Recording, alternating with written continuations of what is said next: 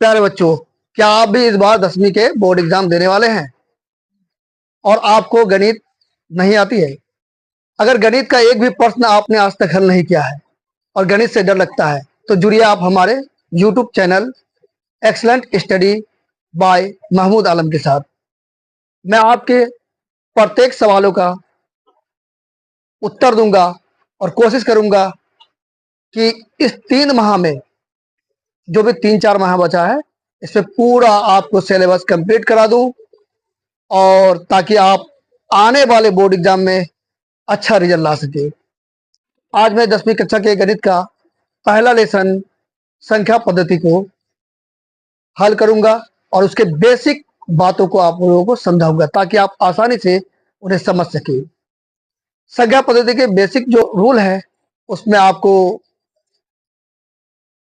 हर साल पूछने आने वाला 2-4 क्वेश्चन है, तो उसे मैं आज हल कर दूंगा। तो जुड़े रहिए आप हमारे यूट्यूब चैनल के साथ। हमारे साथ हमारा वीडियो अच्छा लगे तो लाइक करें, कमेंट करें, सब्सक्राइब करें। समझिए इसको।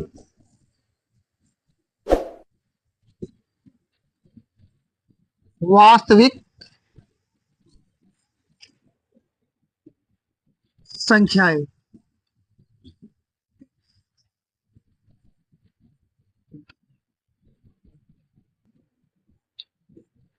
इसके अंतर्गत परिमेय संख्या,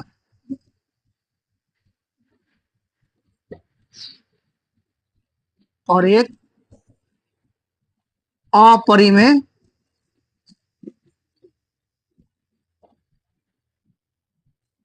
संख्या। परिमेय संख्या क्या है, इसको जानने के लिए आप कुछ चीजों को पहले पढ़िए। जैसे सबसे पहले आप पढ़ लीजिए प्राकृत संख्या।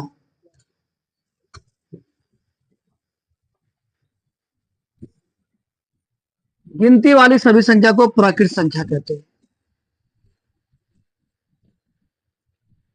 सबसे छोटी प्राकृत संख्या पूछेगा तो आपको ये लिखना है, सबसे छोटी प्राकृत संख्या क्या हो जाएगा, 1। सबसे बड़ी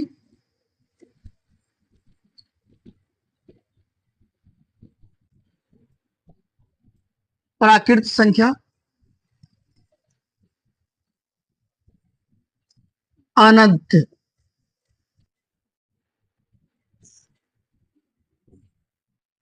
नंबर 2 पूर्ण संख्याएं।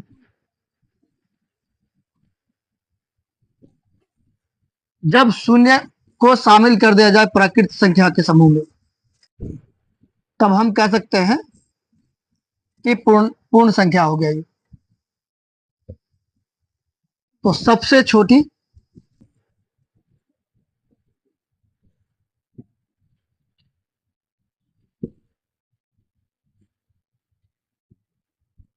पूर्ण संख्या शून्य है।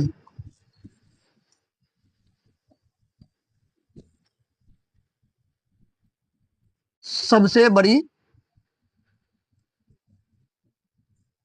संख्या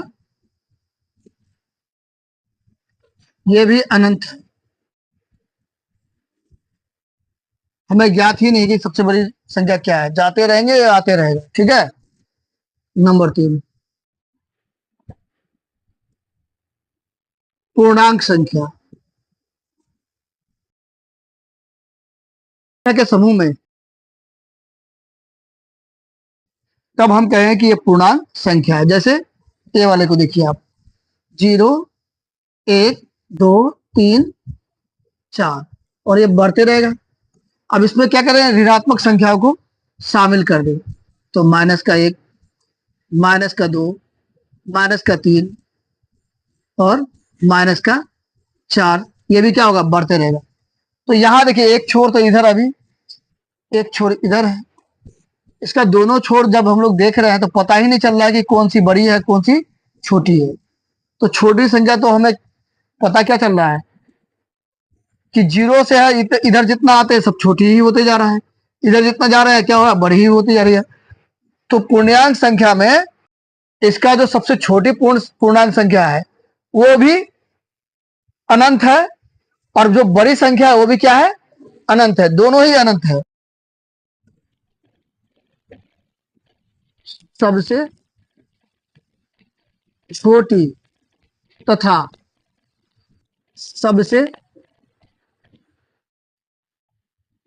बड़ी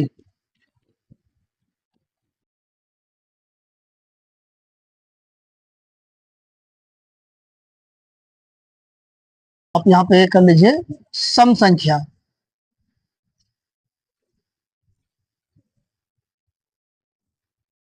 वह संख्या जो दो से पूरा पूरा भाग लग जाए, कट जाए, विभाजित हो जाए, उसको ही कहते हैं सम संख्या। ठीक है, जैसे 2, 4, 8, ये चलते रहेगा। इस 10 भी ले लीजिए आप, यहाँ पे चलते रहेगा, पता नहीं। यहाँ पे सबसे छोटी संख्या कौन सी है सम में, तो सबसे छोटी सम संख्या 2, सबसे बड़ी सम संख्या। पता है क्या हमें, बिल्कुल नहीं पता है, तो इसको भी क्या लिखेंगे, अनंत लिखेंगे। अब यहां देखिए, इसको कैसे समझेंगे कि ये सम संख्या है, उसका ये रूल है जानने का। संख्या के इकाई का अंक यदि शून्य हो, या 2 हो, या 4 हो, 6 हो, 8 हो, तो वह संख्या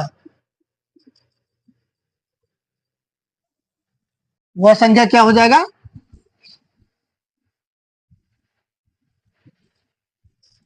सम संख्या होगा।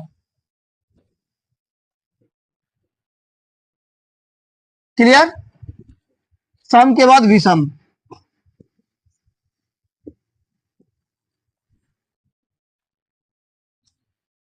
ऐसी संख्याएं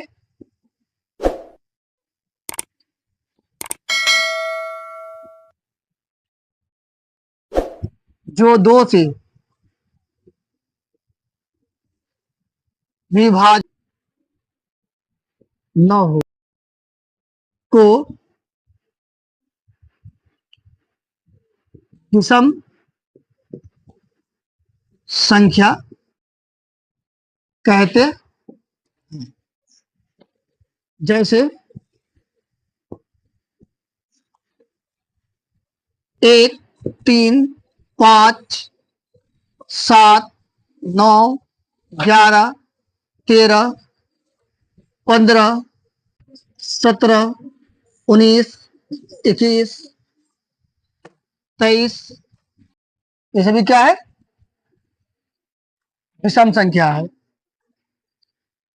ये सम हो गया, ये विषम हो गया। तो विषम संख्या में सबसे छोटी संख्या, सबसे छोटी संख्या हमें तो ज्ञात है, वो है 1। सबसे बड़ी विषम संख्या, मैं यहां विषम नहीं लिखा हूं क्योंकि विषम का ही चर्चा कर रहा हूं। ये भी क्या हो जाएगा, अनंत। अभाज्य संख्या,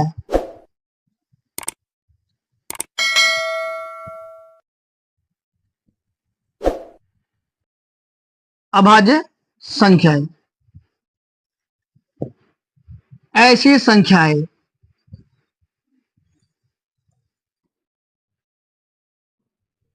जो स्वयं से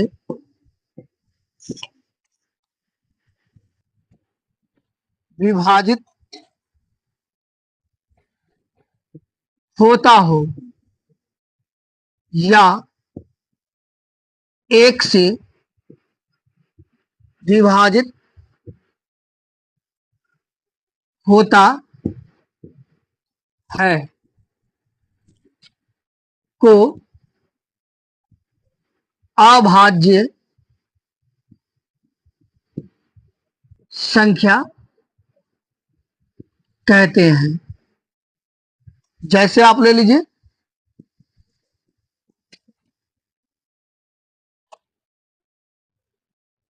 2, 3, 5, 7, 11, 13, 17, 19, 23 आदि। इसी तरह से ये चलता रहेगा। अब यहां देखिए, तो सबसे छोटी अभाज्य संख्या क्या हो गई? सबसे छोटी हो गई 2 और बड़ी क्या हो गई? अनंत। हमें बड़ी मालूम है क्या? नहीं मालूम है। सबसे छोटी संख्या 2, सबसे बड़ी संख्या अनंत। तो यहां पे भी 2 है और इसका भी कितना निकला? 2 निकला, है कि नहीं? अब यहां देखिए आप कि विषम संख्या और अभाज्य संख्या में कुछ समानताएं आपको दिखेगी। जैसे यहाँ 3 है, यहाँ भी 3 है, यहाँ 5, यहाँ भी 5, 7 है, यहाँ भी 7, यहाँ 9 है, लेकिन यहाँ पे 9 नहीं है। क्यों? क्योंकि ये सिर्फ खुद से कटेगा, ठीक है, यहाँ 1 से, लेकिन ये 9 किससे? 3 से विभाजित हो जाएगा। ये 15 किससे विभाजित हो जाएगा? 3 से हो जाएगा। 5 से हो जाएगा, है कि नहीं? 25 किससे हो जाएगा? 5 से विभाजित हो जाएगा। लेकिन इसमें ऐसा क्या है कि ये खुद से होगा, इसके सिवा किसी से नहीं होगा। अब इन सब में आपका क्या बनेगा? ऑब्जेक्टिव बनेगा। हर साल एग्जाम में सम, विषम, अभाज्य इनसे क्या पूछता है? एक न एक ऑब्जेक्टिव पूछता ही पूछता है। तो इसको आपको ध्यान से देखना है और समझना है। अभी यहाँ पे परिमेय और अपरिमेय बाकी है, ठीक है, इसको आप लोग लिख लीजिए। तो यहाँ सभी को मैं समझा दिया हूं आप लोगों को। यहाँ पे परिमेय संख्या है। आप लोग सोच रहे होंगे सर परिमेय संख्या लिखे हैं पर क्या क्या बता रहे हैं। तो ये परिमेय संख्या क्यों लिखे हैं, उसका कारण क्या है वो मैं बता रहा हूँ। यहाँ 1 से लेकर देखिए गिनती की संख्या है, यहाँ 0 से लेकर गिनती की संख्या शुरू हो रही है, ये माइनस और प्लस वाली गिनती की संख्या है, ठीक है। ये जो सभी संख्याएं आप देख रहे हैं, ये सभी संख्याओं के समूह को जब हम p बाई क्यू के रूप में लिख दे, किसके रूप में लिख दे? p बाई क्यू के रूप में लिख सकते हैं किसी भी संख्या को। तो ऐसे ही संख्या को हम लोग कहते हैं परिमेय संख्या, परिमेय संख्या। अब p बाई क्यू क्या होता है? जैसे मान लीजिए कि ये 2 है, तो क्या हम 2 के नीचे 1 लिख सकते हैं या नहीं लिख सकते हैं? किसी भी संख्या के नीचे 1 लिख सकते हैं, जिसमें 2 को अंश और 1 को हर कहेंगे। या कोई ऐसी संख्या जैसे 10/3 ही आप ले लीजिए, तो इसको क्या कहेंगे? ऊपर वाले को अंश कहेंगे और नीचे वाले को हर कहेंगे। अर्थात जिसको हम लोग p बाई क्यू के रूप में लिख सकते हैं और जिसमें q का मान कभी भी 0 ना हो, q का मान 0 ना हो, ऐसी सभी संख्याओं को हम लोग परिमेय संख्या कहते हैं। क्या कहते हैं? परिमेय संख्या कहते हैं, ठीक है। अब यहाँ पे एक चीज आप लोग देख रहे हैं कि ये 0, शून्य, शून्य ना तो धनात्मक है और ना ही ऋणात्मक है, ना ही उसके आगे प्लस का चिन्ह लगता है और ना ही माइनस का। अब बारी है अपरिमेय संख्या की, तो अब हम लोग अपरिमेय संख्या को पढ़ेंगे। तो यहां से लेके यहां तक जितना भी आपने देखा सभी के सभी परिमेय संख्या थे। अब हम लोग अपरिमेय संख्या के बारे जानते हैं। बहुत ही छोटा चीज है अपरिमेय संख्या है, ठीक है। अब हम लोग जान लेते हैं अपरिमेय संख्याएं वे संख्याएं जिन्हें p बाई क्यू अर्थात q बराबर नहीं 0, जहां p तथा q पूर्णांक के रूप में व्यक्त नहीं किया जा सके, अपरिमेय संख्याएं कहलाती है। जैसे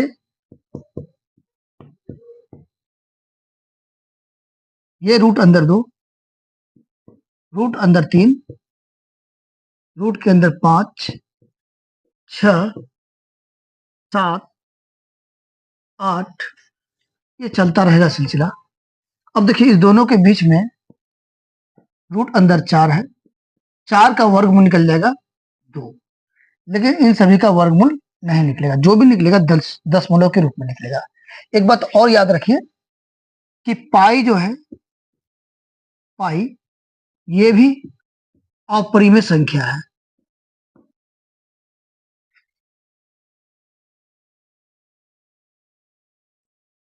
अपरिमेय संख्या है। हम लोग मैथ में पाई का मान लेते हैं 3.14 या लेते हैं 22/7। ये जो 22/7 है इसको फिर परिमेय संख्या मानते हैं 22/7 को, लेकिन पाई अपरिमेय संख्या, इसको याद रखिएगा, कई बार एग्जाम में इसको पूछा गया है। तो कुछ और बातें, किसी शून्येतर परिमेय और अपरिमेय का योग, अंतर, गुणनफल तथा भागफल भी अपरिमेय होता है।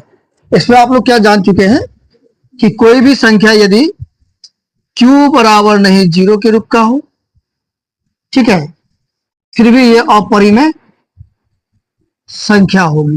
क्या होगी? अपरिमेय संख्या।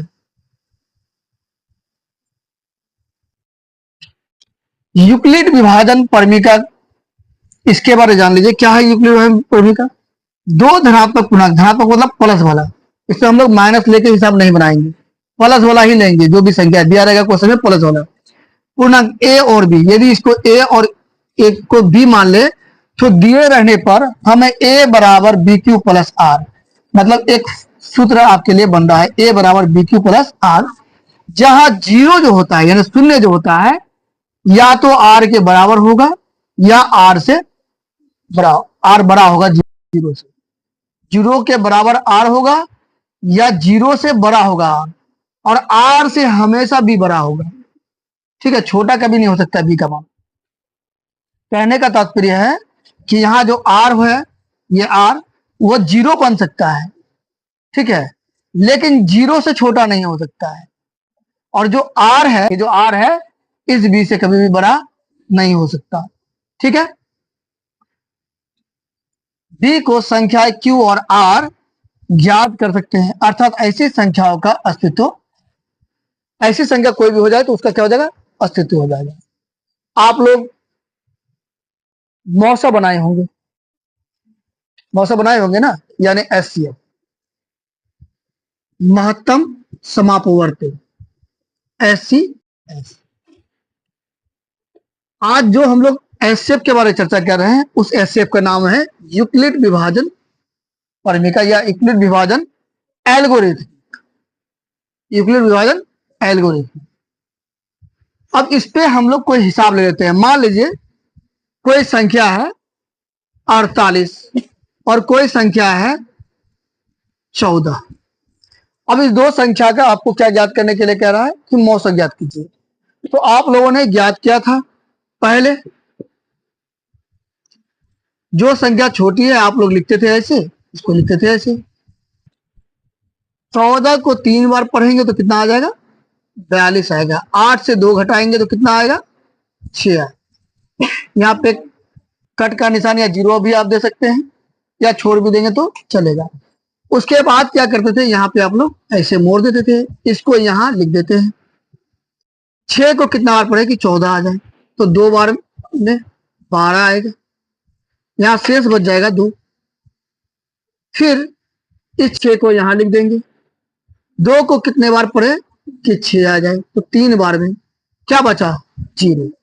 इस मैथ में जब तक आर का मान 0 ना आ जाए तब तक आपको बनाते रहना है। तो इस विधि से कैसे बनाएंगे, तो इसको भी सॉल्व कर लेते हैं एक बार। सॉल्व नंबर 1, जो संख्या दिया है उसको लिख लेंगे हम लोग। 48 बड़ा है या 14 बड़ा है, तो 48 बड़ा है 14 से, इसीलिए यूक्लिड विभाजन एल्गोरिथम से, यूक्लिड विभाजन एल्गोरिथम, तो यूक्लिड विभाजन एल्गोरिथम में क्या कहता है कि कोई संख्या a बराबर बी क्यू प्लस आर के रूप का होता है। यहां पे आप मान लीजिए a का मान 48, जो बड़ी संख्या होगी वही a होगा, जो बड़ी संख्या होगी वही a होगा, और जो छोटी संख्या होगी वो होगा बी। जब भी चाहिए वो इस पार रहे उस पार रहे कहीं भी रहे। तो ये जो बड़ी संख्या है उसको ए मान लिया हमने, उसके जगह पे लिख दिया 48 और छोटी संख्या को बी मान लिया। अब देखिए ये 14 को कितने बार पढ़ेंगे कि 48 हो जाए, तो हम यहाँ पे निकाल दिए हैं 3 बार पढ़ेंगे। कितने बार? 3 बार। तो 3 से गुना कर देंगे, 14 या 42। अब प्लस का चिन्ह है तो प्लस का चिन्ह दे दीजिए, इस दोनों के बीच में गुना था इसलिए गुना का चिन्ह दिया है। प्लस का चिन्ह है तो 14 या हो गया 42, 42 में कितना जोड़े कि 48 हो जाएगा। तो यहाँ जो शेष बचता है वही उसमें जुड़ता है। तो ये हो गया। क्या आर का मान 0 प्राप्त हुआ है क्या? बिल्कुल नहीं हुआ है प्राप्त, तो आर बराबर नहीं 0 लिखेंगे। फिर यहाँ पे देखेंगे इस वाले पूरे संख्या में यहाँ का जो पहला संख्या होगा उसको हम लोग इस पार भेज देंगे और इस तरह से 14 आ जाएगा इस पार, और ये जो लास्ट वाला संख्या है उसको यहाँ पे लिख देंगे। अब देखिए 6 को कितनी बार पढ़े कि 14 आ जाए, 6 को 2 बार पढ़ेंगे तो 12 आएगा, 12 में 2 जोड़ेंगे तो 14 होगा। देखिए यहाँ पे आप पढ़ लिख चुके हैं 6 गुना 2 बराबर 12। अगर आप लोग भाग भी जानते हैं तो आसानी से सीख सकते हैं। अगर मौसक किसी ने आज तक नहीं बनाया है तो भाग की तरफ बनाइए, जो शेषफल बचता है फिर वहीं से फिर नया आप भाग लीजिए। आर का मान अभी भी 0 प्राप्त नहीं हुआ है। फिर 6 को हम लोग इस पार कर देंगे और लिखेंगे यहाँ वाला 2। 2 को 3 बार पढ़ेंगे तो आएगा 6। अब शेषफल क्या बचा? 0। आर बराबर नहीं 0 या 0 कह सकते हैं आप। तब लिखेंगे हम लोग अतः एचसीएफ बराबर, तो एचसीएफ क्या ज्ञात हुआ? तो ये जो लाइन है इसी को लिखेंगे यहाँ वाला 2, और यही इसका आंसर है। यहाँ भी देखिए क्या आया है 2, ये भी इसका क्या हो गया? एचसीएफ हो गया। तो यूक्लिड विभाजन का ये विधि था जिससे हमने आपको मैथ पढ़ाया। अभी तक जो भी बच्चे नहीं पढ़े हैं वो आराम से इसको देखकर समझिए। एक मैथ को भी बढ़िया से समझ गए तो बाकी जितने मैथ है वो आसानी से बनना शुरू हो जाएगा। यहाँ पे एक बात और, अभाज्य संख्या में एक चीज हमने आपको बताना भूल गया था, मैं यहाँ बता देता हूँ कि कोई भी संख्या p बाई क्यू के रूप का होता है, अर्थात q का मान जो होता है ना वो या तो n पे पावर n इंटू 2 पे पावर n इंटू 5 पे पावर n के रूप का होता है। m और n क्या है? कोई संख्या है जो इसके ऊपर में घात है। जब भी ऐसी संख्या आए हर वाले में या सिर्फ 2 आ जाए या सिर्फ 5 आ जाए या 2 और 5 आ जाए या फिर 2 का घात जितना भी आ जाए, 5 का घात जितना भी आ जाए या फिर दोनों आकर गुना के रूप में आए, तो ये सभी संख्याएं को हम लोग कहते हैं शांत संख्या। क्या कहते हैं? 2 और 5 रहेगा। चलिए इसके टाइप का एक क्वेश्चन बना लेते हैं। मान लीजिए यहाँ कोई संख्या है 17, समझ गए ना बात? तो हम लोग यहाँ पे लेके बनाते हैं 16। तो यहाँ लिखेंगे हर बराबर, जब इसको सॉल्व करेंगे तो 16 का क्या करेंगे? अभाज्य गुणनखंड कर लेंगे। तो 16 बराबर क्या होगा? 2 दूनी 4 दूनी 8 दूनी 16। कितने बार में? 1 2 3 4 बार में, तो 2 का घात 4 आया। तो ये आया ना 2 पे पावर m या 2 पे पावर n, 5 पे पावर n या 5 पे पावर n के रूप का आया ना। तो यहाँ पे जो घात आया और साथ में जो 2 आया तो ये दर्शाता है कि हमारा जो संख्या है वो शांत है। जब भी इस टाइप का संख्या आएगा तो क्या हो जाएगा? शांत। हम इसको कहेंगे ये शांत संख्या है। ठीक है, शांत दशमलव है, शांत दशमलव के रूप का है। इससे एक क्वेश्चन आपको हर हाल में पूछेगा, तो इसको आपको नोट कर लेना है। ठीक है, चलिए इसके बाद बारी है कि जैसे हम लोग यहाँ पे मौसक सीखे, मौसक क्यों बताए आपको यहाँ, उसका एक वजह है। क्वेश्चन में लिखा रहेगा 2 लगातार सम संख्याओं का मौसक। क्या हो जाएगा? सम संख्याओं का मौसक ज्ञात करने। तो 2 लगातार सम संख्या क्या हो सकता है? 2 और 4 हो सकता है। तो आप ले लीजिए 2 और 4, तो 2 दूनी 4, मौसक क्या आया? 2 आया। और ले लीजिए उदाहरण 4 और 6, ठीक है, जो छोटी संख्या उसी को आगे ले सकते हैं। 4 और 6 लीजिए तो क्या हो जाएगा, 4 एकम 4, बचा कितना 2। फिर यहां से ले लीजिए आप मौसा और यहां लिख दीजिए 4, 2 दूनी 4, क्या आया मौसा 2। तो 2 लगातार सम संख्याओं का मौसा हमेशा 2 होता है। क्या होता है, 2 होता है, याद रहेगा। 2 लगातार सम संख्याओं का मौसा क्या होता है, 2 होता है। तो ये सम संख्या था। अब ले लीजिए अभाज्य संख्या, 2 लगातार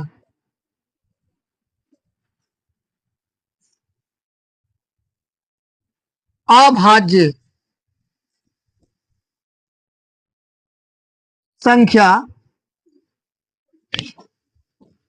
संख्याओं का मौसा ज्ञात करें। आप जानते हैं सबसे छोटी अभाज्य संख्या अभी भी पढ़े क्या होता है, 2 होता है। तो 2 ले लीजिए सबसे छोटी, उसके बाद क्या होगा उससे बड़ी 3 होगा। तो 2 एकम 2, कितना बचा 1, फिर 1 से लगा देंगे 2 को भाग, कितना हो जाएगा 2 बार में, और यही इसका आंसर हो गया।